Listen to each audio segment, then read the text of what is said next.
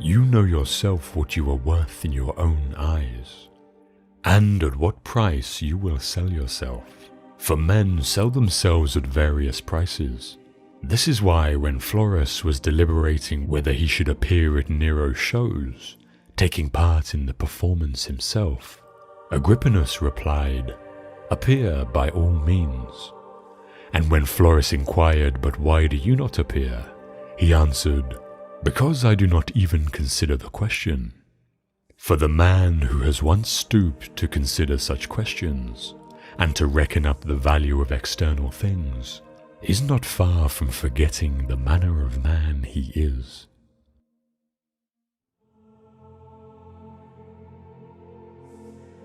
If you are distressed by anything external, the pain is not due to the thing itself, but to your estimate of it, and this you have the power to revoke at any moment.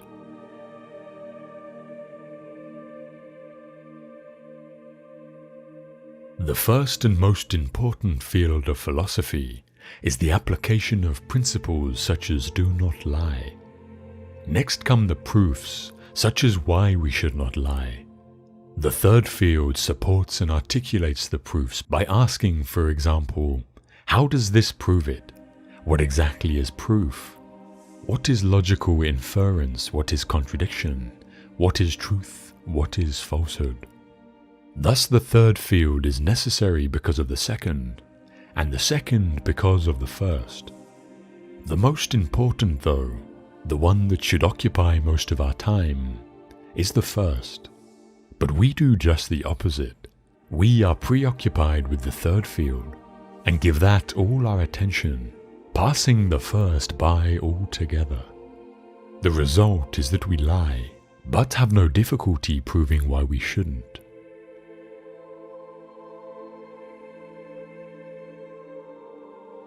For I am not everlasting, but a human being, a part of the whole, as an hour is part of the day. Like an hour I must come, and like an hour pass away.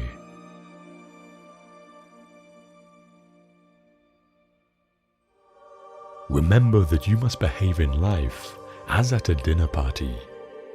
Is anything brought around to you? Put out your hand and take your share with moderation. Does it pass by you? Don't stop it. Is it not yet come? Don't stretch your desire towards it, but wait until it reaches you. Do this with regard to children, to a wife, to public posts, to riches, and you will eventually be a worthy partner of the feasts of the gods. And if you don't even take the things which are set before you, but are able even to reject them, then you will not only be a partner at the feasts of the gods, but also of their empire.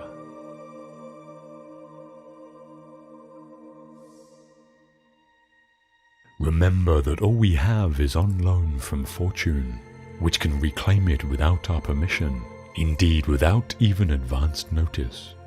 Thus we should love all our dear ones, but always with the thought that we have no promise that we may keep them forever, nay, no promise even that we may keep them for long.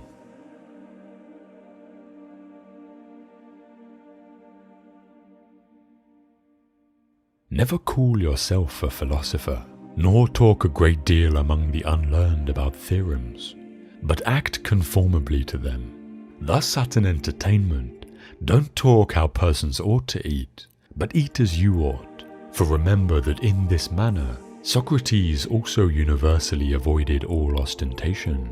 And when persons came to him and desired to be recommended by him to philosophers, he took and recommended them. So well did he bear being overlooked, so that if any talk should happen among the unlearned concerning philosophic theorems, be you for the most part silent. For there is great danger in immediately throwing out what you have not digested. And if anyone tells you that you know nothing, and you are not nettled at it, then you may be sure that you have begun your business. For sheep don't throw up the grass to show the shepherds how much they have eaten, but inwardly digesting their food, they outwardly produce wool and milk. Thus, therefore, do you likewise not show theorems to the unlearned, but the actions produced by them, after they have been digested.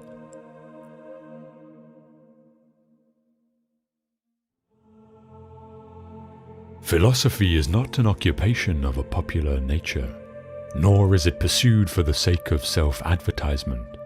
Its concern is not with words, but with facts.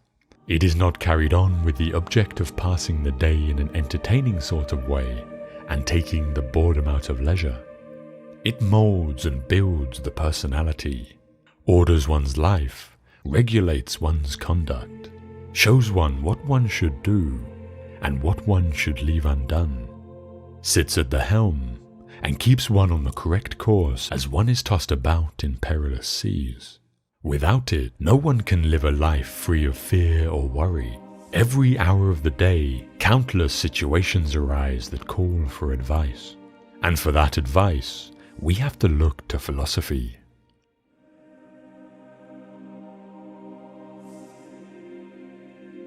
For what prevents us from saying that the happy life is to have a mind that is free, lofty, fearless, and steadfast?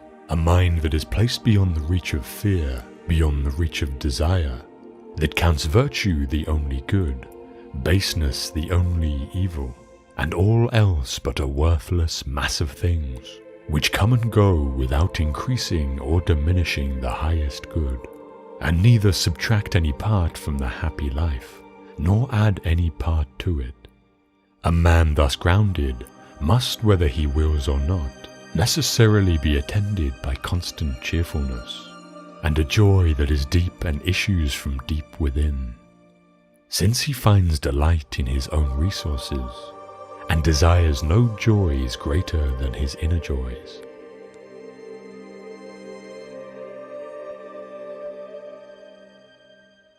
My advice is really this: what we hear the philosophers saying, and what we find in their writing, should be applied in our pursuit of the happy life.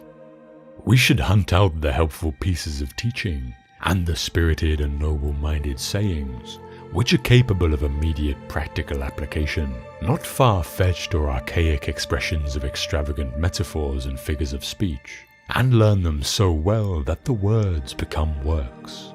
No one, to my mind, lets humanity down quite so much as those who study philosophy, as if it were a sort of commercial skill, and then proceed to live in quite a different manner from the way they tell other people to live.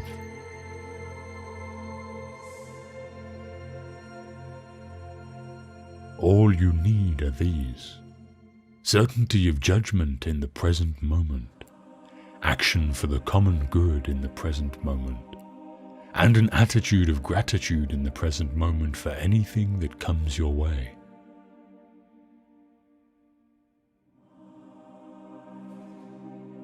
Do not spoil what you have by desiring what you have not. Remember that what you have now was once among the things that you only hoped for.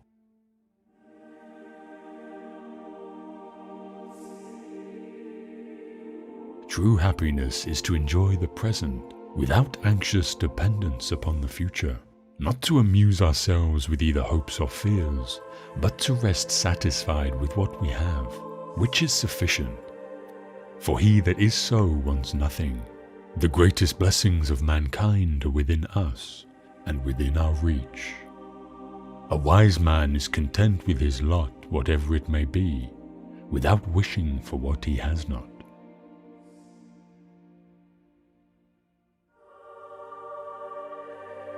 Pass through this brief patch of time in harmony with nature, and come to your final resting place gratefully, just as a ripened olive might drop, praising the earth that nourished it, and grateful to the tree that gave it growth.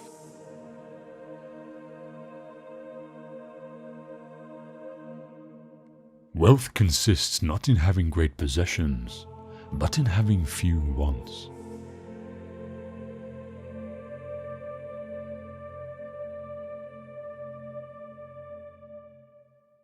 Gratitude is not only the greatest of virtues, but the parent of all others.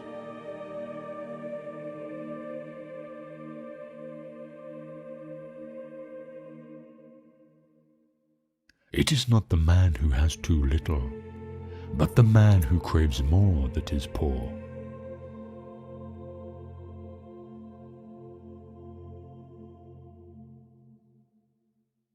If you admit to having derived great pleasures, your duty is not to complain about what has been taken away, but to be thankful for what you have been given.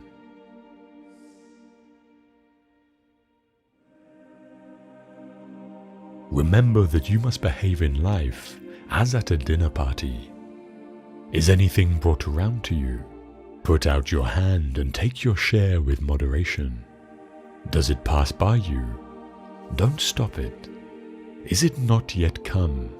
Don't stretch your desire towards it, but wait until it reaches you. Do this with regard to children, to a wife, to public posts, to riches, and you will eventually be a worthy partner of the feasts of the gods. And if you don't even take the things which are set before you, but are able even to reject them, then you will not only be a partner at the feasts of the gods, but also of their empire.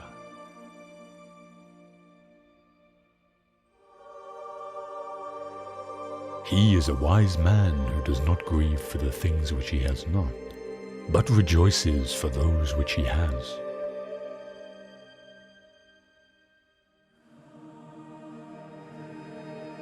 Think of yourself as dead. You have lived your life.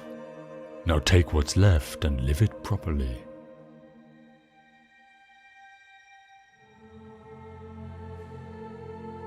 We should try by all means to be as grateful as possible, for gratitude is a good thing for ourselves in a sense in which justice, that is commonly supposed to concern other persons, is not. Gratitude returns in large measure unto itself. There is not a man who, when he has benefited his neighbor, has not benefited himself. I do not mean for the reason that he whom you have aided will desire to aid you, or that he who you have defended will desire to protect you, or that an example of good conduct returns in a circle to benefit the doer, just as examples of bad conduct recoil upon their authors, and as men find no pity if they suffer wrongs which they themselves have demonstrated the possibility of committing, but that the reward for all the virtues lies in the virtues themselves, for they are not practiced with a view to recompense. The wages of a good deed is to have it done. I am grateful not in order that my neighbor, provoked by the earlier act of kindness, may be more ready to benefit me, but simply in order that I may perform a most pleasant and beautiful act. I feel grateful not because it profits me, but because it pleases me.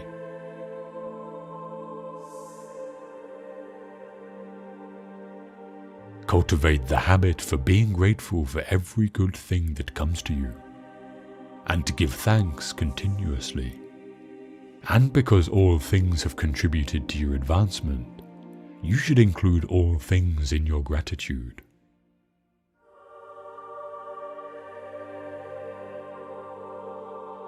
The desire for imaginary benefits often involves the loss of present blessings.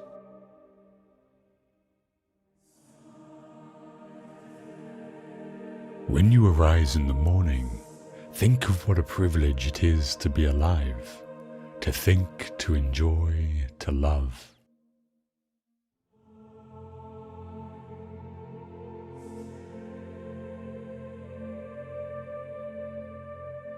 The chief task in life is simply this: to identify and separate matters so that I can say clearly to myself which are externals not under my control, and which have to do with the choices I actually control.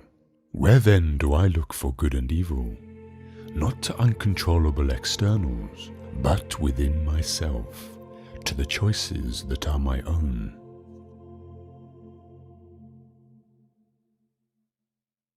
Love a friend, remembering that he can become an enemy.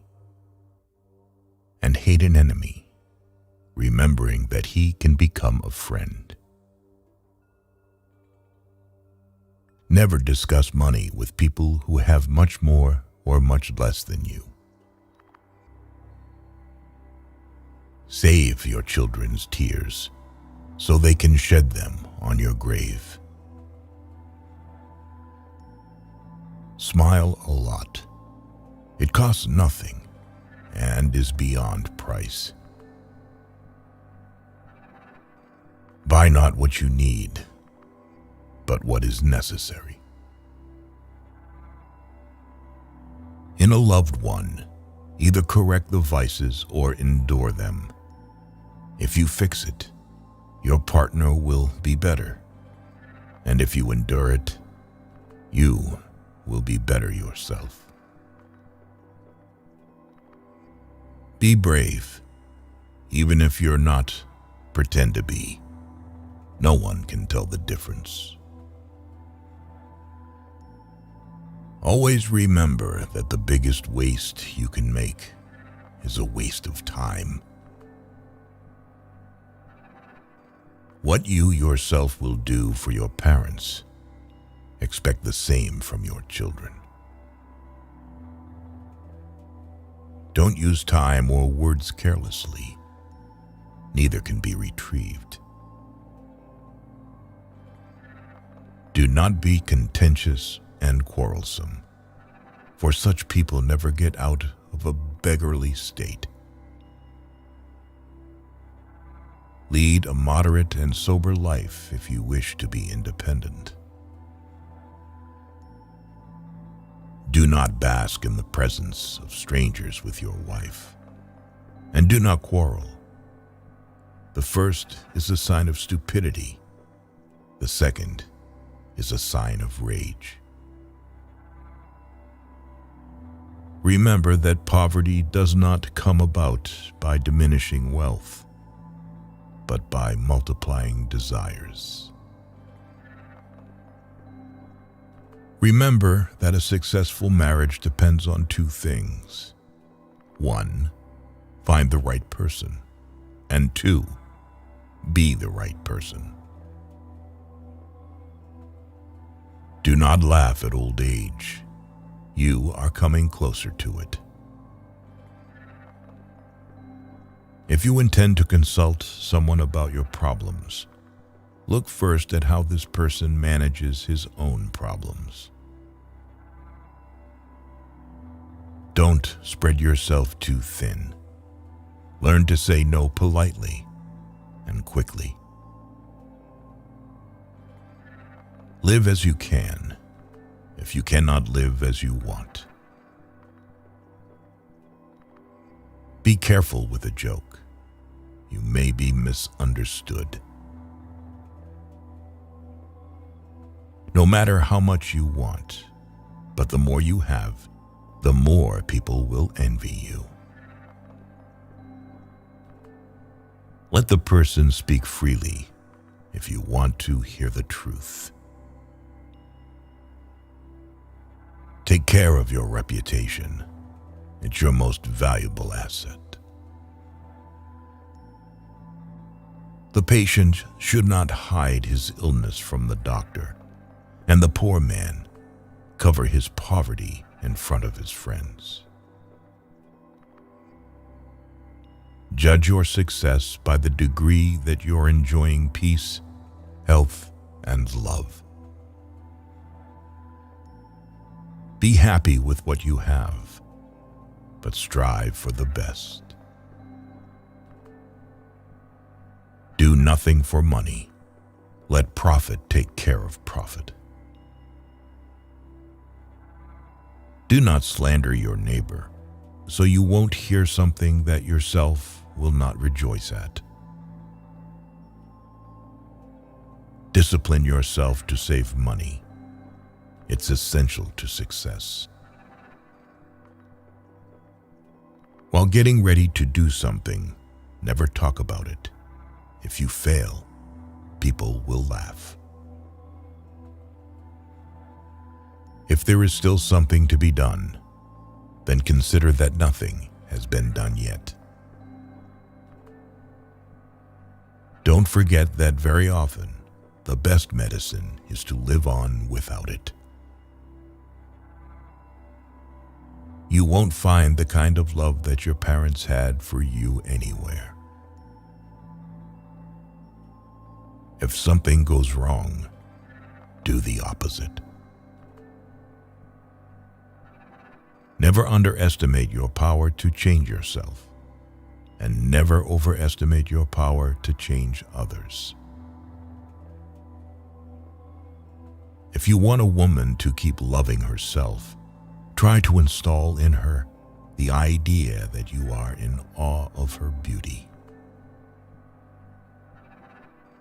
Do not answer a fool by his folly, lest you become like him. If you can't change the way you live, no one and nothing can help you. Don't reach out to a person, or you'll scare him away. Make it so that the one that you want to attract will reach out to you. Take it by persuasion, not by force. One should not pursue victory if the benefits it brings are to be gained by means of lowliness and crime. As we put life on hold, it passes. Be smart. Choose a woman who will be grateful for it. Be smart. Choose a woman who didn't have a man for long. She has found harmony in herself. You don't have to rush into marriage before you're 30, but you don't have to delay after you're 30 either. Don't choose as your friend the one who does not live in harmony with his wife. In life, hide your misfortunes, lest you make your enemies happy. Get up from the table slightly hungry, and you will always be healthy. Two kinks in youth education should be avoided: too much austerity and too much sweetness.